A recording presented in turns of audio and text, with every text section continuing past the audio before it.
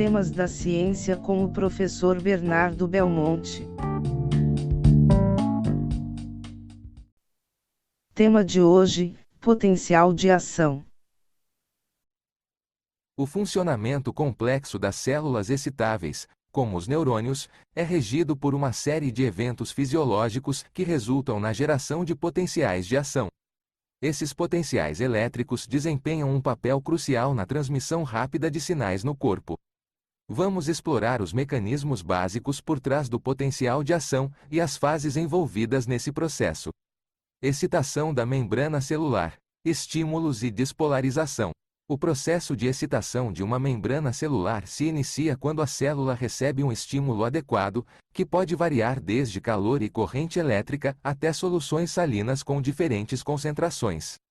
Esse estímulo perturba o equilíbrio iônico ao redor da célula, criando uma diferença de potencial elétrico entre o interior e o exterior celular.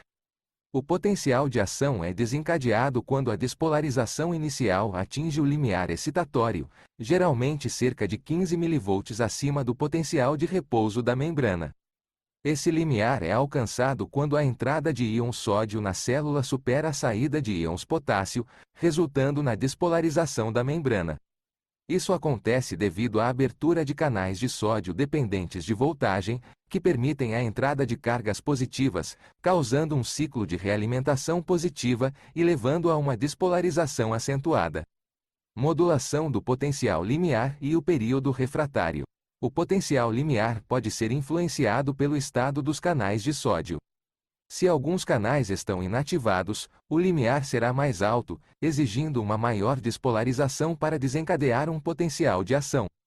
Isso é a base do período refratário, quando a célula é temporariamente incapaz de gerar outro potencial de ação logo após um ocorrer, garantindo um fluxo unidirecional de sinais. Equilíbrio iônico e canais transmembrana. Os potenciais de ação são regulados pelo equilíbrio entre íons como sódio e potássio. Embora outros íons, como cloro e cálcio, também desempenhem papéis importantes, as células excitáveis geralmente têm apenas dois tipos de canais iônicos, um canal de sódio voltagem dependente e um canal de potássio voltagem dependente. Potenciais espontâneos em células autoexcitáveis. Algumas células, como as células das fibras de Purkinje no coração, podem gerar potenciais de ação espontaneamente devido à sua alta excitabilidade. Essas células autoexcitáveis não dependem de estímulos externos para desencadear potenciais de ação.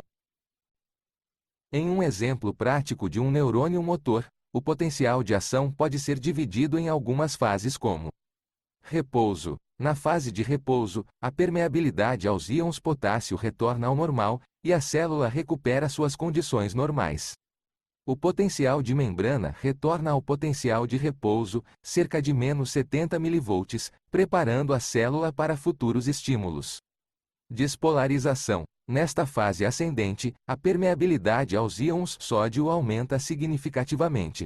Isso permite um influxo de íons sódio para dentro da célula, resultando em uma mudança na polaridade da membrana. O potencial de membrana se torna positivo, cerca de mais 40 mV.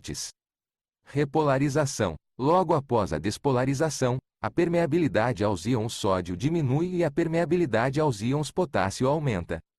Isso provoca uma saída rápida de íons potássio da célula, restaurando a polaridade original.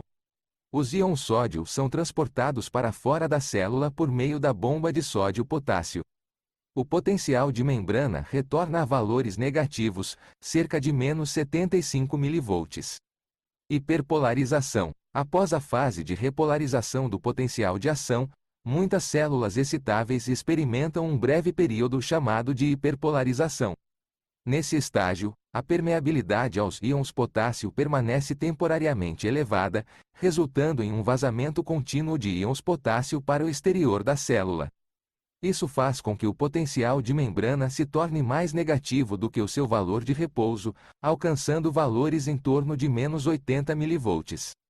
Regulação da hiperpolarização. Esse estado hiperpolarizado é essencial para a regulação precisa do potencial de ação subsequente, uma vez que torna a célula menos susceptível a despolarizações adicionais.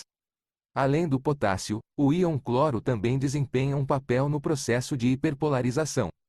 A entrada de íons cloro na célula contribui para a manutenção do estado hiperpolarizado, uma vez que os íons cloro carregam uma carga negativa, contribuindo para a negatividade do interior celular. Juntos, os íons potássio e cloro desempenham papéis fundamentais na modulação do potencial de membrana pós-hiperpolarização, ajudando a restaurar a excitabilidade da célula e a prepará-la adequadamente para responder a novos estímulos. Conclusão: a compreensão das fases do potencial de ação, como despolarização, repolarização e hiperpolarização, revela a delicada orquestração necessária para a resposta celular adequada a estímulos, destacando a importância dos íons potássio e cloro na modulação e restauração da excitabilidade celular.